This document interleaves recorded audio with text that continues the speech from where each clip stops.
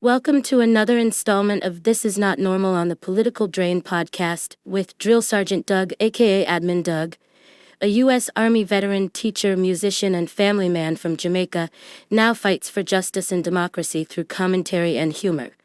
Follow him on YouTube at Political Drain and at Sons of Liberty Official as Drill Sergeant, aka Admin Doug, continues to protect our freedoms.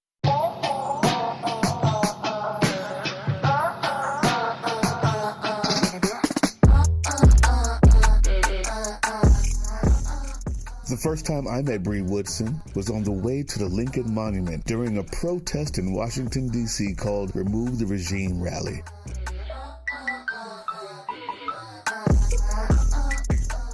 I knew that she was different. 2 minutes was not going to be enough to tell the truth about Bri. And without hesitation, Bri has given me unprecedented access into her campaign, embedded into her stops, into her meetings with her team, into conversations that very few people will ever get to hear, and I heard them.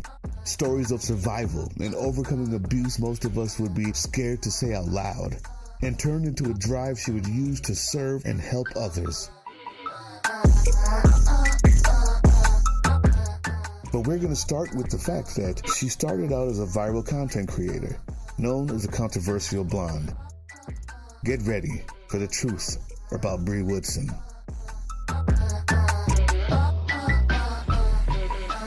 The secrets of the blondie. I never thought I'd be stuck with it, but here I am. It's become a trademark. What do you think would happen if it just went straight black one day? I don't think people would recognize me. Usually when I show people pictures of me dark hair, they're like, oh, you look so different. Yeah. But you playing on your phone. No, I'm not playing on my phone. I'm taking care of business. The controversial blonde is not your average viral Instagram page. It's brave, informative, intelligent, and just like her campaign, it's designed for the purpose of improving the lives of everyone who sees it. Did you know whole milk has been a symbol, a dog whistle, if you will, for white nationalists and the alt-right for years? And it even goes back to the Nazis. You know that even though Illinois was considered a free state, they still voted against ratifying the 15th Amendment, the amendment that gave black men the right to vote. Did y'all know Delaware was a slave state that stayed in the Union? Let's get into it. Did you know Florida's black history started before the United States even owned it?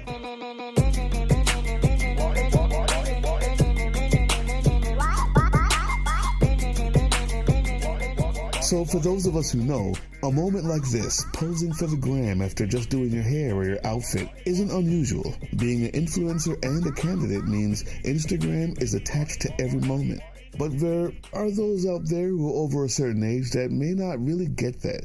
It seems weird to them. But that's kind of the point. She is the youngest black woman to ever be on the ballot in Georgia. Period. And that's actually a good thing. Watch how she explains it to one of the constituents who came to an event she had, who's older, and then watch that constituent agree with her. Well, how old are you? I'm 31.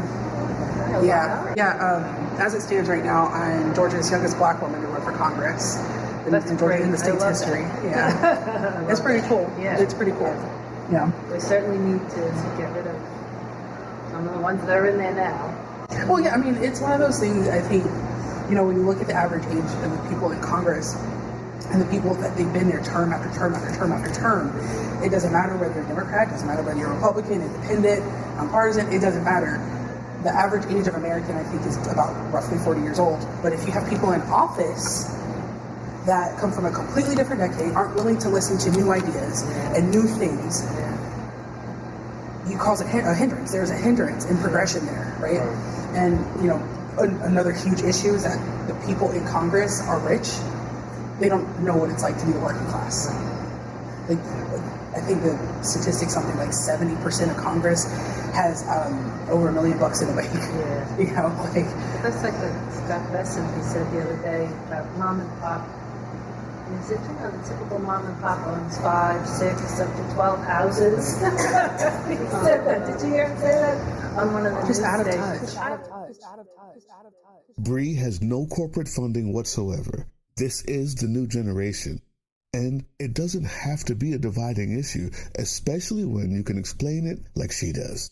Anyway, Let's get back to the story.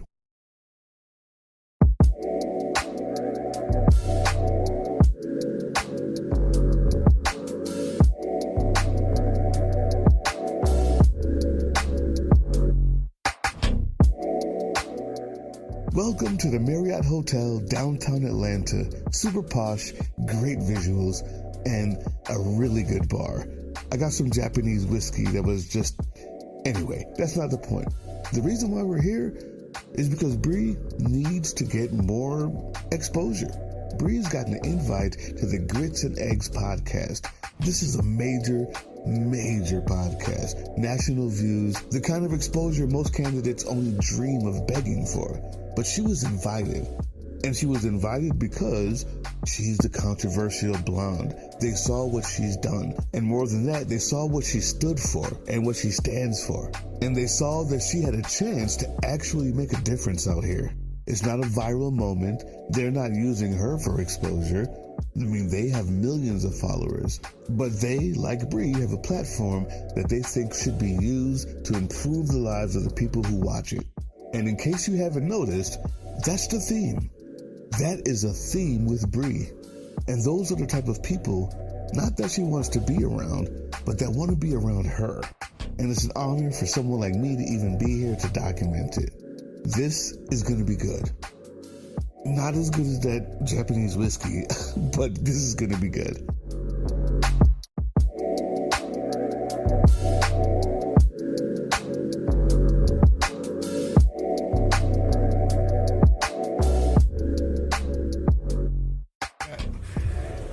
I was talking to my friend. She's the CEO of FAFO, Fight Against Fascism organization, Jasmine, and she's one of my best friends. And we were talking about being neurodivergent black women in literal fascist times. And I describe it as like I put my fear down, I ball it up and put it down on the ground. Like I don't have time for it right now. So like I guess on a logical, like earthly human basis, right?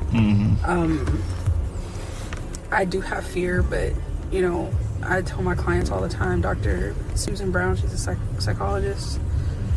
She's amazing. But she describes courage as fear walking. And it's the same thing I tell my clients, so I try to apply it to myself. Like, courage is fear walking, so one step at a time. Because it's not that I'm not afraid, it's just that I'm putting it down for now. Because there's something bigger at stake than something as simple as fear. Fear is just a feeling, and feelings are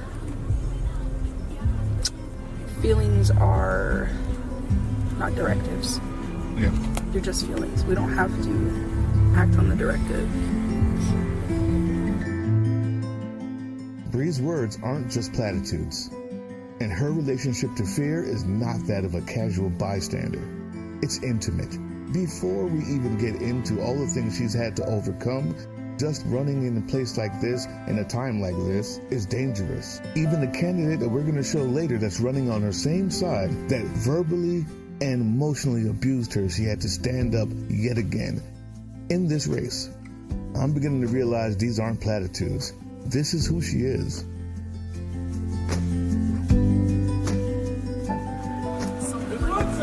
Hello. Hi. Hello, Congresswoman. How are you? How you doing? Good. This your content, man? What's up, content? Yeah, man. You know, time for the politicians to get in the streets.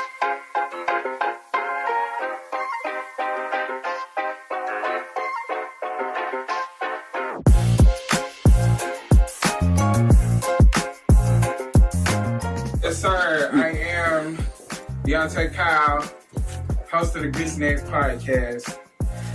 My homeboy Big Ice Cupcake, he's somewhere in the building. This is my man Ferg, this is my producer. What's up, y'all? We're here at Creative Soul Studio. We here with it. And today we are hosting Miss Bri Woodson. Getting the funk away, right? Lighting candles. Got to. In your district, but just, I know that a lot of these congressional meetings, you'll be meeting with people from all other districts as well, too.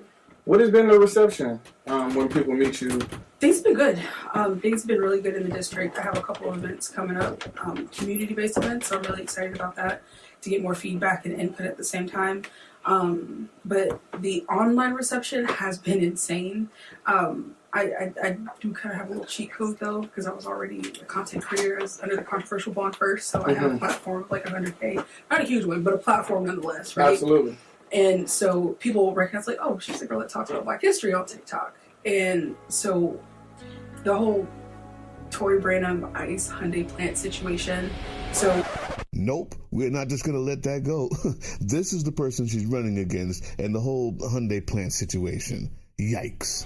So there were 452 illegals apprehended at the Hyundai mega plant construction site yesterday near Savannah.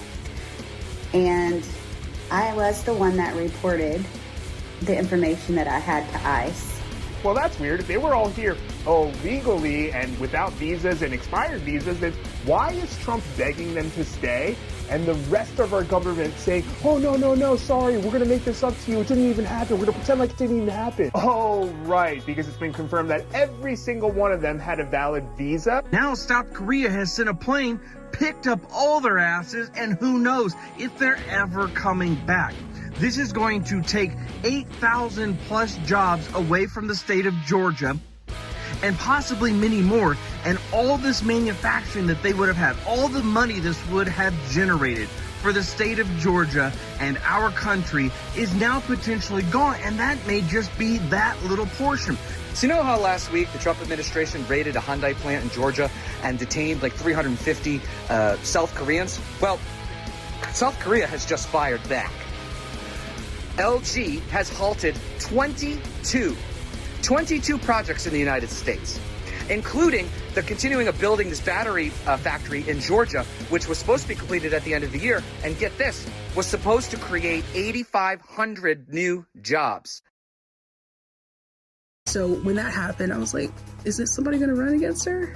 And then everybody in my comments were like, you do it. And so I made another video and I said, would y'all support me? And I got like 80,000 likes on that video.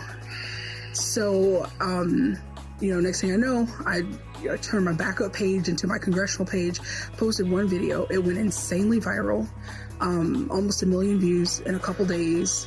And I gained 27,000 followers from that video. And in about a week and a half, 2 weeks, almost $12,000 in donations. Wow. Yeah. People often ask me, like, why am I doing this? And it's not for me. I don't know how to really explain to people that this was not something that I want to do. It feels like it's necessary. And in that necessity comes responsibility. This is heavy. We're living in times where a woman was just shot in the face in broad daylight. And our government is justifying it. And, ICE is barreling down doors or talking about coming after dissenters. I am a dissenter, right? And I am still willing and going to keep talking and keep putting my face out there and keep using my voice. But this is not something that is comfortable. This is not something that is fun. This is a sacrifice. Right? Like I have a husband at home that is a blue collar worker that's like been thrown into this completely different world. I've got a sibling, I've got a parent, I've got nephews, right? Yep, and that's a message that's going to resonate right here in this city. In this studio, Atlanta is one of the fastest growing media production locations on earth. That's why you have a studio like this here. This was an old warehouse that's turned into multiple studio rooms with a pool table and a kitchen and a dining room, places to meet and do business. This is a progressive place, even though it's in the South. The only problem is, Bri's not running in Atlanta. Yeah, exposure is good, but all politics is local. And this is the local politics where she's running. Our next stop, Georgia Southern University, which is in Bri's actual district. There's a political event going on with some of the students there, and it's hours away from Atlanta. It is a different place. And you kind of realize that when you look around and see cotton fields.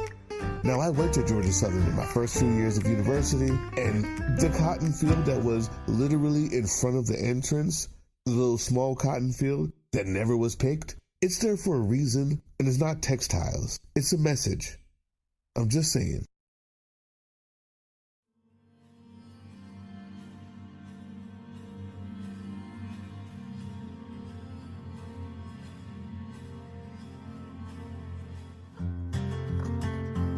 Just in time.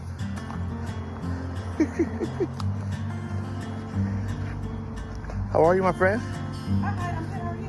Excellent. Hi, I'm Charleston. I'm Doug. I'm the social media manager. Oh, well, hey. Awesome. Nice to meet you. What? We went to high school together. Yeah, we went to high school together. Meet Charleston.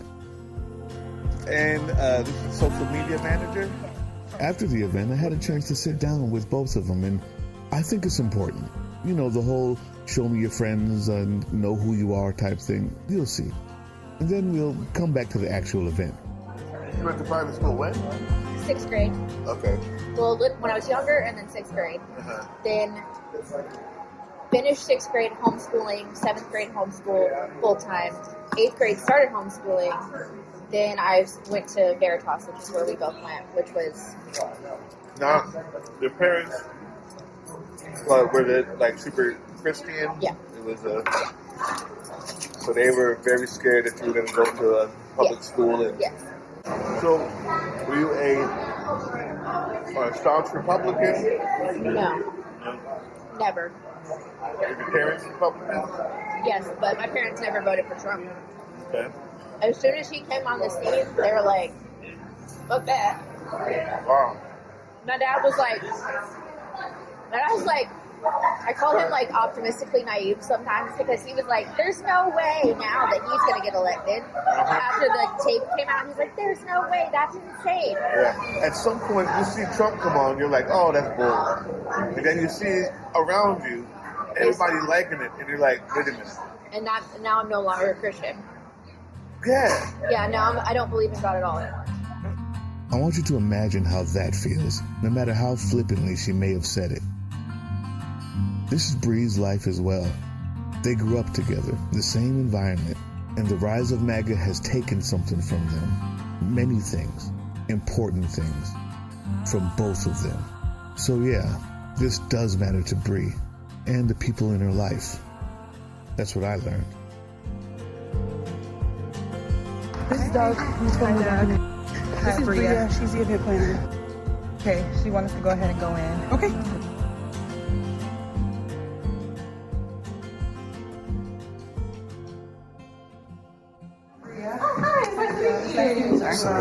Hi. Okay. Awesome. I'm Charleston. Okay. Nice to meet you.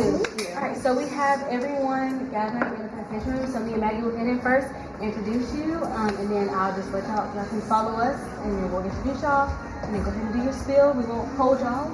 I know Bria confused you. Bri Woodson. Okay. So sorry. But yes, I'll let you do all the things. Yeah. That's it. We have some. What are you going to read through?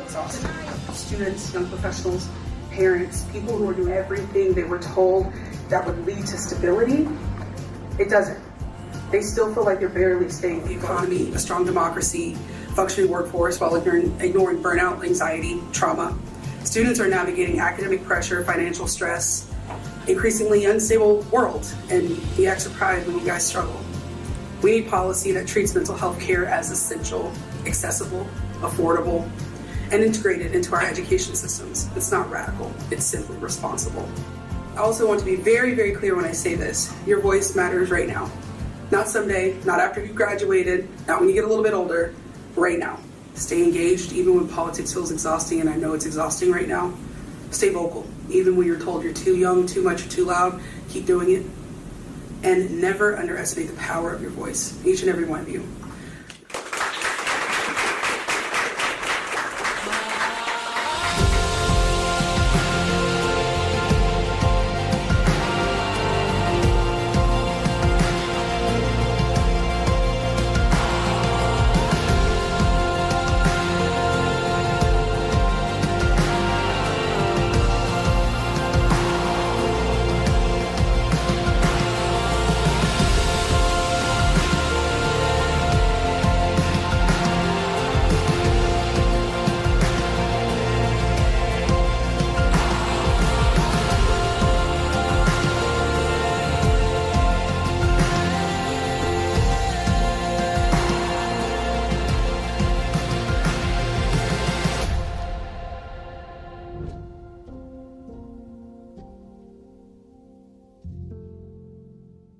On the campaign trail means tomorrow's another event in another place, another hour away. And being embedded in her campaign means, well, I crash where they crash. And that's this place. Not an Airbnb, but kind of the same thing. Rented house, really beautiful. But there was one interaction that really stuck out to me, and that was Bri talking to her campaign manager because, well, this really speaks to where we are in politics today. And the barriers put up to make sure that people like Bri don't even think about running. Well, obviously she did anyway, but you know what I mean. And this is Dr. B. And I'm going to call my campaign manager. Y'all know her. Me and Dr. B have the funniest relationship.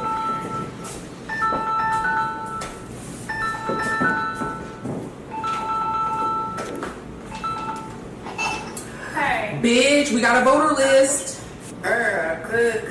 It's long as when I tell you, like, I was scrolling and it didn't even, like, it moved like this much.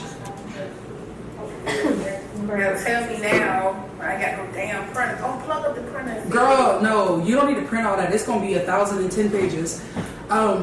Tomorrow morning, I'll because Proximity, the candidate management software that I bought, what you're supposed to be able to do is take your voter file and upload it and import it, and then they'll put it all in like their system.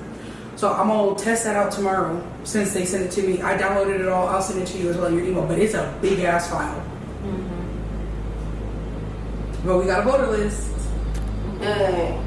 What's that the one you paid the $125 for? Yeah, that's not bad. It's not. I'm thinking that's really good. No, because if we had fallen for the NPG van trap, we would have been paying them people $1,200 a month for a voter list that we bought for $125, and then the software that we're using is only like $28 a month. Yeah. Like no. And I checked the bank account. We just had another $500 in donations. Bank account is sitting at $10,000. In 5 months with traveling, buying things, doing things, we've only spent like $9.5K. I feel like that's really good. Like we have a solid $10,000 still sitting in the bank.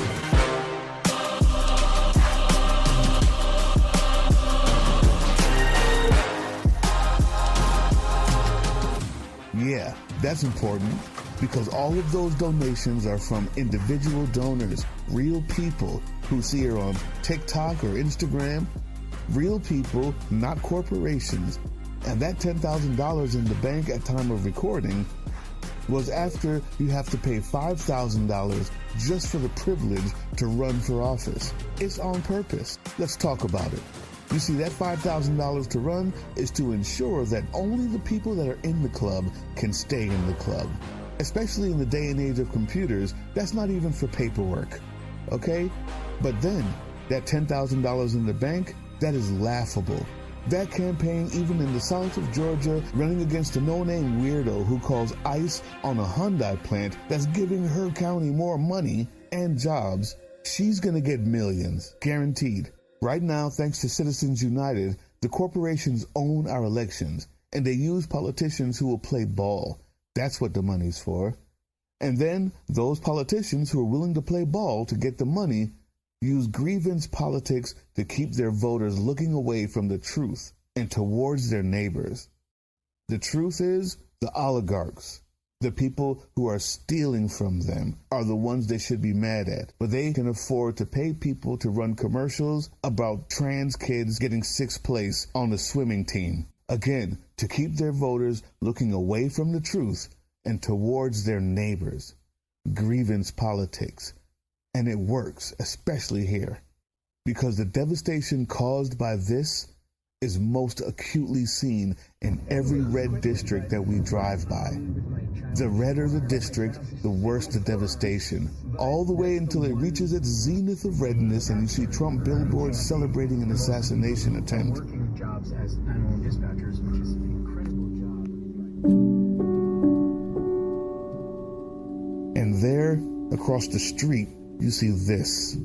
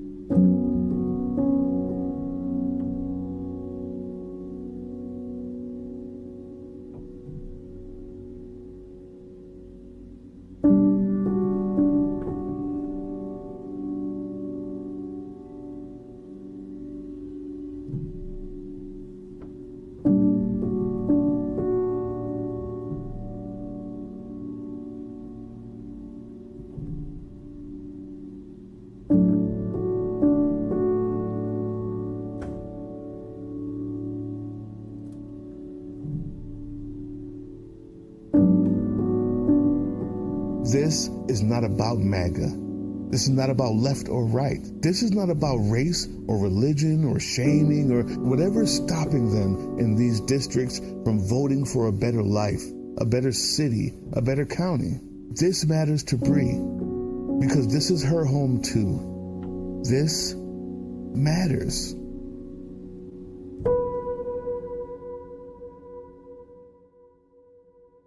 Well, it turns out it matters to a heck of a lot of other people too. It matters to the owner of Commander Coffee in Springfield Village. When he saw that there was someone like Bri running in his county that could potentially change it for the better, because he sees it too, he invited her to have a coffee sip and greet with the constituents at his shop. And that was our next campaign stop. Bri and Charleston had a chance to sit down and talk with him before the event started. And he said something that struck me. And we're going to have to talk about that before the good people of Springfield Village show up. I guess I'm curious, like what kind of got you to run for Congress? Well, obviously I'm a little crazy. I was going to say, you kind of have to be a little bit crazy these days, so especially with one of the men really young. Yeah. Just to give you a little bit of context where I'm coming from, like, I just left the federal government in D.C. Like, I was up there 8 months ago, working for Homeland Security headquarters, and I left because of the administration. Like I was there when the new secretary took over, and yeah, it was like apologies. So I experienced a lot of it firsthand, right? So I'm not a political person. I'm not trying to get on the top like bandwagon here. It's just I just recognize the environment that's going on up there. And when I heard you were I was like, oh, God bless you. God bless you. Because it is. I mean, the energy's off. The environment is just it's so hostile. Hostile environments. He's not wrong. Welcome to 2026 America. Ronald, I know it's you, mother. I know it's you. And when I find you and get my hands on you, I will fucking end you. I will fucking slaughter you. I will end your pathetic, miserable, evil life. And I will watch the life drain from your lifeless body, and I will piss in your mouth. What you just saw was the intro to a video that I made on March 19th. What you're about to see is the most important parts of the rest of that video. Get ready. This is important. What's up, YouTube? Drill Sergeant here. And that was, allegedly, a man named Rio Phillips. He's running for Congress in West Virginia. Rio Phillips, whose real name is Christopher Michael Phillips. I'm not sure where Rio came from. What I do know is who posted this one. I just had a revelation I wanted to share with you.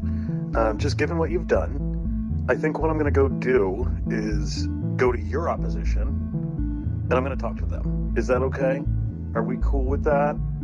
Does that work for you? Do you have any fucking clue what the fuck you've done? Who the fuck did you talk to? Who the fuck do you think you are? I'm gonna go talk to your fucking ops. You literally on the handsy fucking scandal team. And you sit there and you fucking, you couldn't just walk away? You had to give this to them? Oh no, girl, I'm going to your fucking ops and I'm gonna help them. Oof, goodbye. Now the person those were sent to, her name is Bri Woodson. She's also running for Congress. Now, let's hear what she has to say about this. Just beginning of my campaign, I decided to be cross-endorsed with Rio Phillips, who is running for Senate out of West Virginia. However, as time went on, I noticed a series of behavior and patterns on social media of him constantly calling out his opponent, accusing his opponent of faking cancer, and other things that just didn't align with where I wanted my campaign to go and with my personal and moral beliefs. So I made the decision to pull my cross-endorsement. I sent him a very personalized message, very kind, gentle, wishing him well, telling him that I hope all that he wants to achieve in West Virginia comes to fruition. Within a minute, I got 5 minutes worth of voice recordings back to back to back. I didn't respond because I didn't think it was appropriate. The behavior that I was already seeing was inappropriate. I didn't want to feed into it. He sent me another message 3 hours later after 10 p.m. at night, to which I finally did respond and say, hey, look, you trying to spin this into anything else is not necessary. You know, it's not called for. The way he spoke to me wasn't called for. I'm finishing my master's in clinical mental health counseling. I work in substance use. I'm in recovery. There was once upon a time I was in active addiction. I survived being trafficked by the cartel, and then all of that somehow spurred into a platform.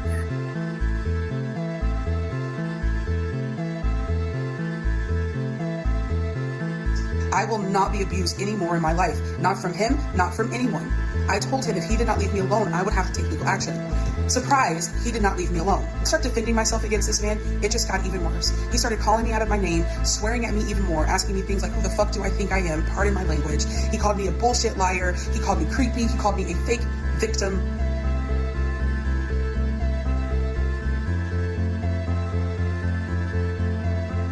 It just was really a product of the fast life I was living in active addiction. You end up talking to people, getting connected to people. And that's exactly what happened. I met someone, and he turned out to be a very not good someone. Luckily for me, it wasn't sex trafficking, that was drug trafficking. So essentially, forced to do a lot of dealings with illicit substances that I was not okay with, did not profit from. I was held hostage in my own apartment at one point. I honestly had no really deep or grounding moment that got me out of it. I was very lucky in that he walked away for some reason. I figure I'm not a religious person, but I'm fairly spiritual, so whatever higher power is looking out for me, I guess I have a bigger purpose on my life. I got extremely, extremely lucky that it ended the way that it did.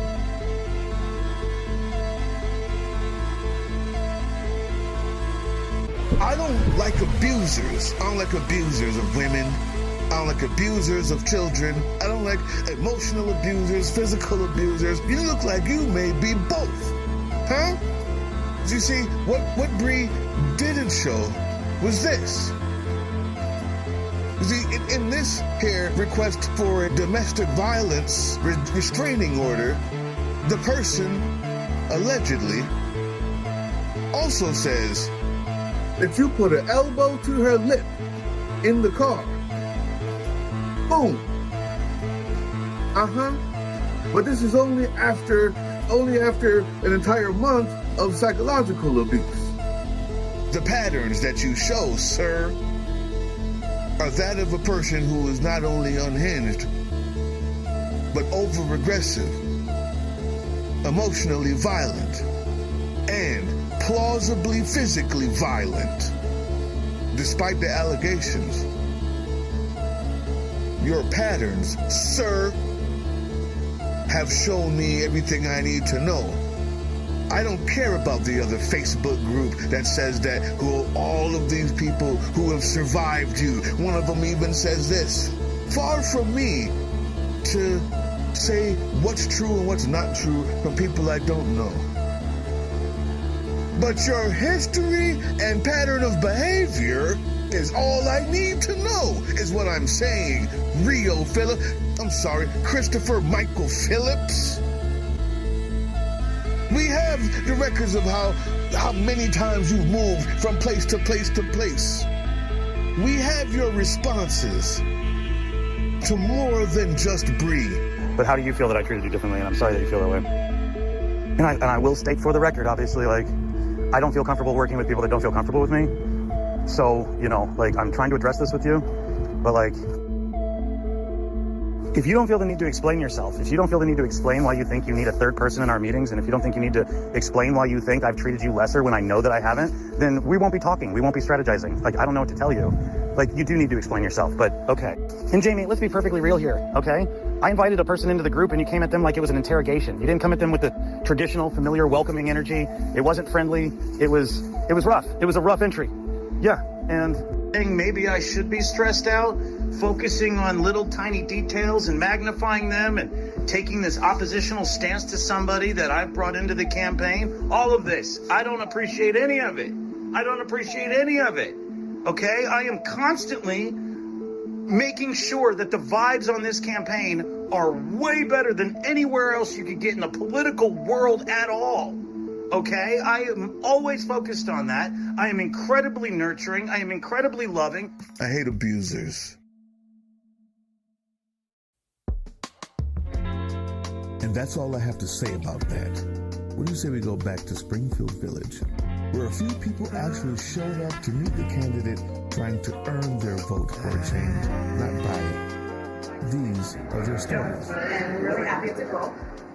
But I'm so excited to be a girl now. I know. And I've also come to the mindset that joy is an accident. Yeah. Joy is one kind of joy.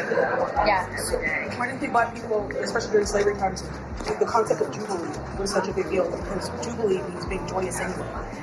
You find your Jubilee wherever you can. Joy is resistance. Rest is resistance. I say this all the time. Take your rest. I have so many friends that will sit online and talk about Trump all night long, all day long. I'm like, stop. Go rest. Rest is radical resistance in an environment that literally capitalizes off your exhaustion. Take a rest. You're going to need it. We got a long way to go. We can't turn back now, 'cause we've come too far to not leave the broken hearts. I own a small business right now doing preserves. Okay, And she does baked goods and stuff. It's really been rough to try to get it off the ground. Yeah. I mean, legally, not that bad. You know, I mean, I have an LLC, I did the whole thing. It's a mess and it's expensive. And I'm very blessed that I had the liquidity to do it. Yeah. But at the same time, getting this, even just this, It's crazy. is just unfathomable right now. I can't afford to leave my job. Yeah. And that's one of the other reasons I didn't ultimately go through with running. Because, I mean, I had all the paperwork, we talked about it, I have views, I have points. Right. I can't afford to quit. Right. And raising the $5,000 to get on the ballot was rough. Yeah. And then I was fired for essential. Yeah.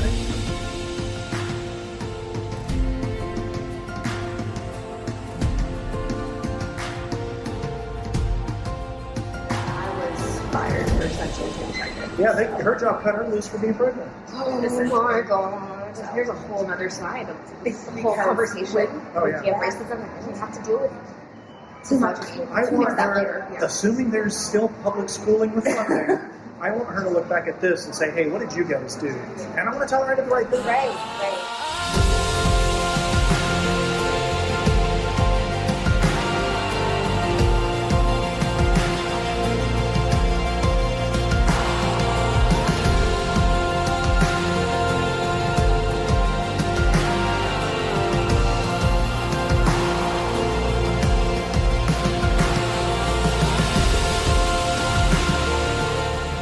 I made this documentary because I see the world I'm leaving for my son. And when he looks at me and asks me what did I do, I want to say I did the right thing. And as far as I'm concerned, after being embedded in this campaign and learning Bri Woodson's story and seeing the person that she is, I can say, yeah, I did that. The rest is up to you.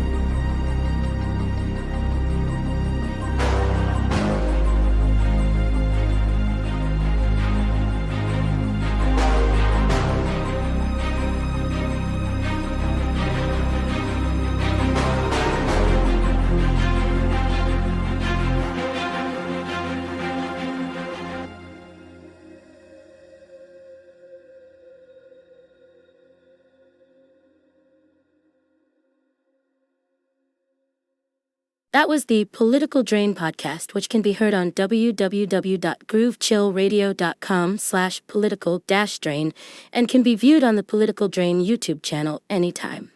Once again, thank you for listening to Groove Chill as we resist fascism in any form, pursue democracy, peace, and love.